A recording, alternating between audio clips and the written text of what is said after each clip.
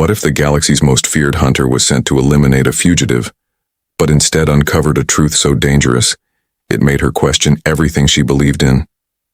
In a world where trust can be a weapon and survival demands more than strength, one choice will change the fate of two lives, and maybe the stars themselves. If you're new here, make sure to subscribe to the channel and show a thumbs up by liking the video. Now let's jump into the story. Lyrae stepped down from the ramp of her silent cruiser, her boots landing softly on the damp soil of Shatera. The air here was thick and warm, heavy with the scent of pine-like moss, distant fire, and something else, something human. Her sharp senses picked it up instantly. Sweat, smoke, and a trace of metal. It wasn't just a trail, it was an invitation. Her jaw tightened. No one had ever left her an invitation before. Most targets ran, hid, or begged. This one seemed to be waiting. She moved through the trees with fluid grace, her armor blending into the shadows of the alien forest. Everything about her was built for pursuit. Scaled skin shifted in the soft light, and her dark eyes scanned the underbrush, tracking signs with ease. A broken branch, a warm footprint, burned wood still glowing at the edges. The fire was recent, careless even. It didn't make sense. Her prey wasn't hiding. He was broadcasting. Jonas Velen, a former tech specialist turned fugitive. He had stolen critical information from the Earth Federation, information too dangerous to fall into the wrong hands. The bounty on him could fund a city. Lyrae had been chasing him for nearly 3 months across 2 sectors, each lead colder than the last until now. The trees opened into a small clearing. There was a tent, a modest fire, and a pot hanging over it, steam curling into the air. Lyrae crouched low at the tree line, watching, waiting. She saw no weapons, no obvious traps. That made her suspicious. She had learned long ago that simplicity was often a mask. "You can come out," a calm voice called from inside the tent. Male, confident. "I know you're there." Lyrae didn't flinch, but inside something stirred. No prey had ever sensed her before. She stood, drawing her plasma sidearm, but kept it pointed at the ground. Her steps were silent as she crossed into the clearing. The tent flap shifted and a tall man stepped out, hands at his sides. His eyes, pale gray and steady, met hers without fear. "Jonas Velen," she said, her voice flat.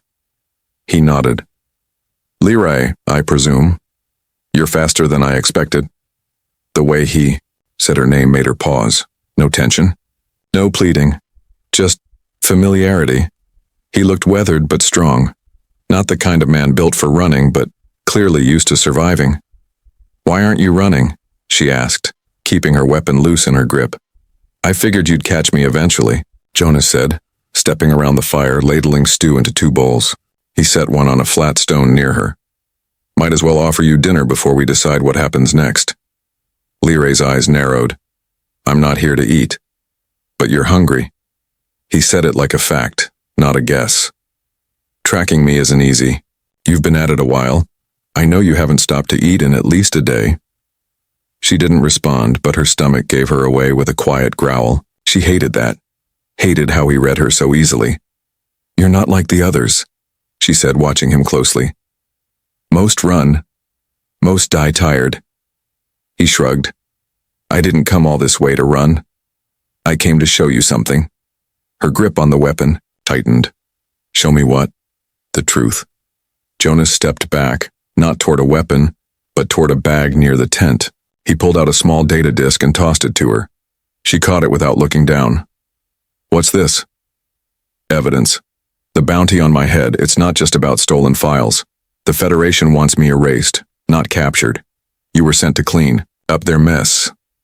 Lyrae looked at the disk, unsure if she should believe him, but something in his eyes made her hesitate. She had seen liars. She had hunted cowards. Jonas looked neither. "You think I'll just believe you?" she asked. "No," he said, simply.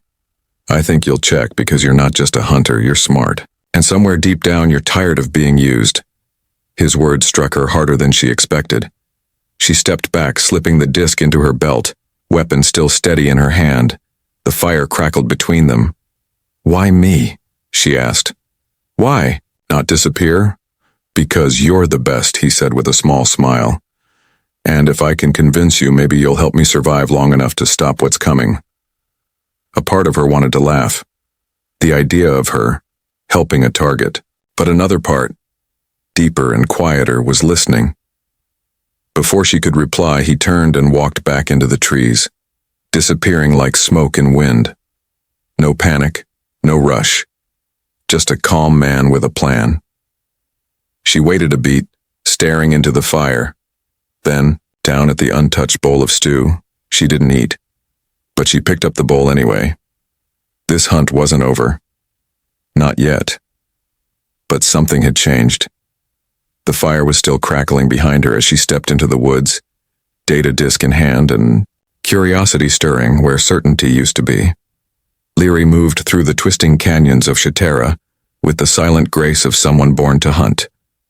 Her boots pressed into ancient stone carved by wind and time.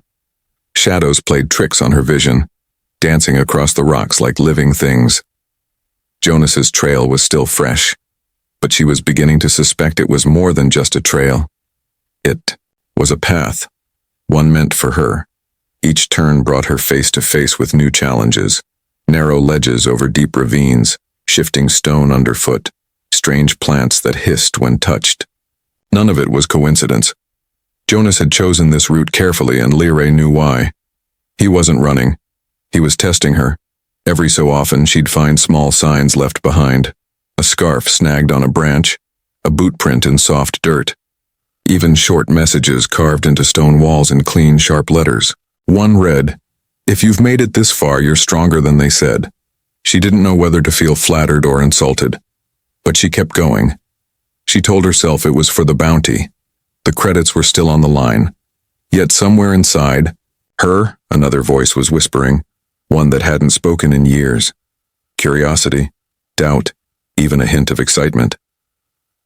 Hours passed. She paused only when the terrain forced her to think. At the edge of a narrow gorge, she noticed something strange. Jonas's tracks led directly to the edge, then stopped. There was no bridge, no vines. Just open space and a steep fall. She scanned the surroundings, her sharp eyes catching something others would have missed. A rope ladder hidden by a patch of hanging moss. She grabbed it, tugged to test its strength, then began to climb down. The descent brought her into a lower canyon, cooler and filled with a low mist. The air was thick with silence, broken only by the echo of her breath in the narrow space. Then came another message, etched on a flat rock with a piece of metal.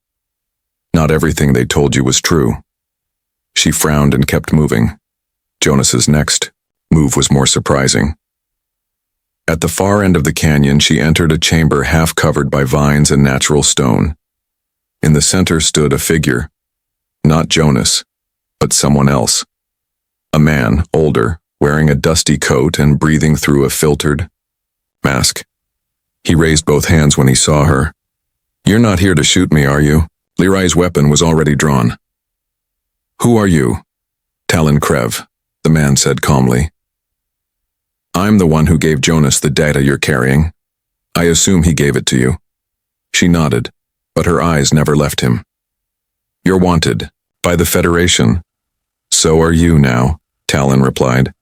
"Not officially, not yet. But the moment you hesitate to kill him, they'll mark you too. It's what they do." Leary's grip on the weapon loosened a fraction. "He says the bounty was fake, a cover." Talon gestured to a nearby terminal. "It's not fake, it's real, but not for justice. They marked Jonas for elimination because he knows about Project Echo, an illegal program to control neural patterns across species. If he had just sold the files, they'd have let him vanish, but he wants to expose them. And you?" "I helped design parts of the neural framework. I didn't know what it would be used for until it was too late." His voice dropped. "They turned it into a mind weapon." Leary said nothing. Her thoughts were already racing. Everything Talon said matched the story Jonas had begun to tell. And deep down she knew it. She'd felt something off about the mission from the start. Too much money, Too few details. Too much silence from her handler when she'd asked questions. Low rumble shook the ground beneath them. Talon's eyes narrowed. That's not thunder. Leray ran to the edge of the canyon and climbed back to the surface. On the far horizon, dark ships were descending. Federation-class carriers. She counted 3, maybe 4. And they weren't here for a conversation. She raced back to Talon. They've found us.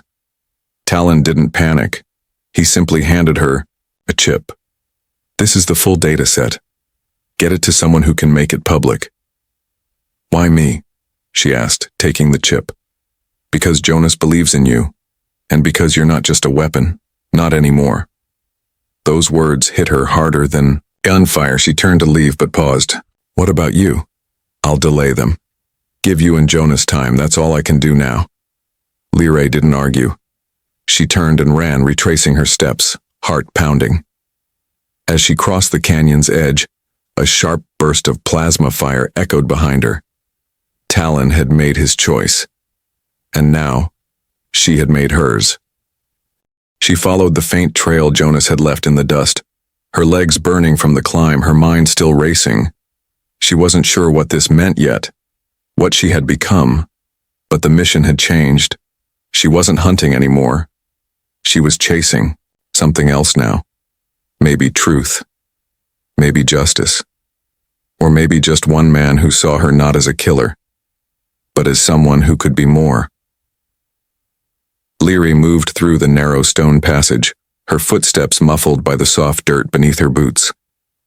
The cave's walls were slick with moisture, glowing faintly from embedded minerals. Jonas was just ahead, leading the way with steady steps and a quiet focus that hadn't wavered since she caught up with him hours earlier. She hadn't said much since handing over the chip Talon had given her. It felt like a weight in her pocket, one that carried more than just data. It carried a choice she still hadn't fully made. Jonas didn't press her. He just walked, occasionally glancing back to make sure she was still following. There was no fear in his face, no sign he expected her to turn on him. That, more than anything, unsettled her. He trusted her, completely. And Leray wasn't used to being trusted. She was used to being pointed toward a target, collecting her credits, and disappearing into the stars. But that life suddenly felt thin, like a shell she could step out of if she chose. They reached a small chamber deep in the cave. It was dry and quiet, lit by a single portable lantern Jonas had left behind. Against the far wall stood a makeshift console, half buried under dust. Jonas wiped it down and connected the chip. The screen flickered to life, and lines of data filled it. Schematics, transmission logs, internal memos. Leary scanned them with a sharp eye. The truth was laid bare in every line. The Earth Federation had developed a project called Echo Bloom, technology designed to control emotions, decisions, even thoughts, across multiple species. It had started as a way to calm riots on distant colonies, but the project had grown darker. They'd tested it without permission. Whole populations had been affected without their knowledge. Some lost weeks of memory. Others turned violent without warning. Jonas's team had discovered it by accident, and then been eliminated one by one. Leary stared at the screen, numb. They use civilians for testing, she said flatly. Jonas nodded. 3 colonies, over 70,000 people, all recorded, all covered up. She looked at him, searching his face for something. Anger, regret, fear. He looked tired, yes, but not broken. You were part of this? I was the system engineer, he said. I didn't know what they were doing until it was too late. I stole the data to expose them, but they got to everyone else first. I ran because if I hadn't, I'd be dead. And now, here we are. She looked away, unsure what to say. She'd spent 3 months chasing him across planets, determined to bring him in. And now she was standing in the middle of a cave, reading the truth behind the contract she'd accepted. They hadn't hired her to catch him. They'd hired her to clean up their mistake. If she'd killed him, she would have never known, and they would have sent someone else after her the second her job was done. Jonas reached into a pack and pulled out 2 sealed ration packs, tossing one to her. You haven't eaten in a while. She caught it but didn't open it. You knew I'd follow the trail. I needed you to see the truth for yourself, he said. I couldn't just tell. You wouldn't have believed me. He was right, she wouldn't have. But now the silence between them felt different, not heavy with tension, but heavy with understanding. What happens now? She asked.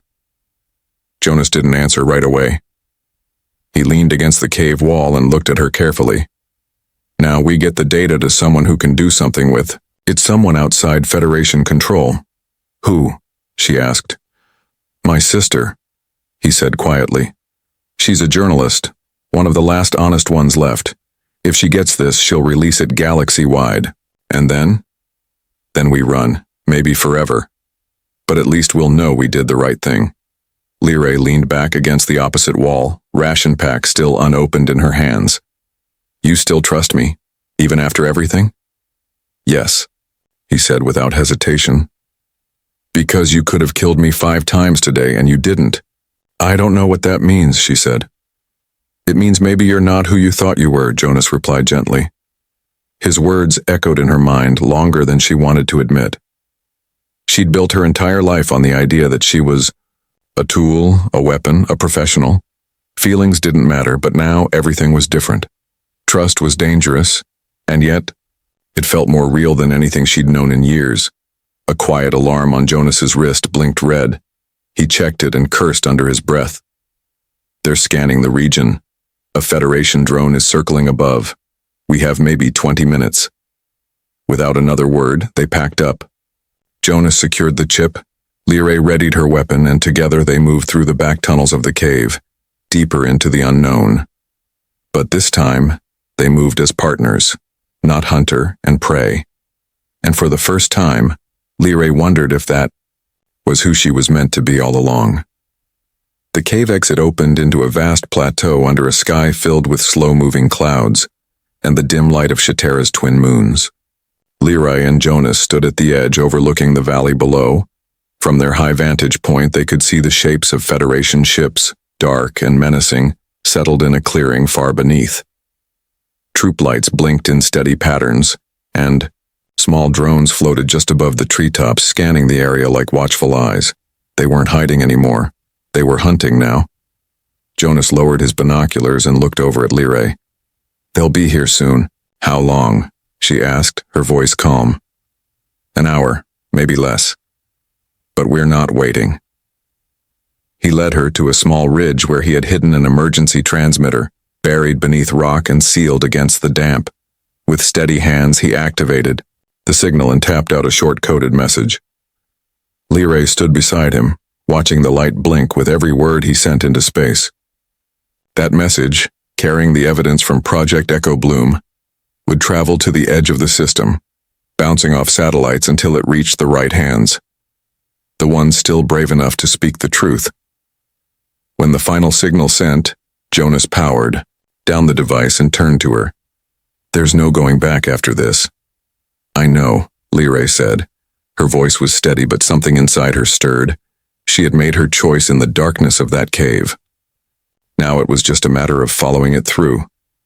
They didn't run. They moved. Moving fast and low, they followed an old hunter's trail through thick underbrush and rocky slopes. The plan was simple. Reach Lyrae's ship at the northern ridge before the Federation blocked the last route out. But as they neared the final stretch, a sharp humming noise cut through the air. Drones. Close.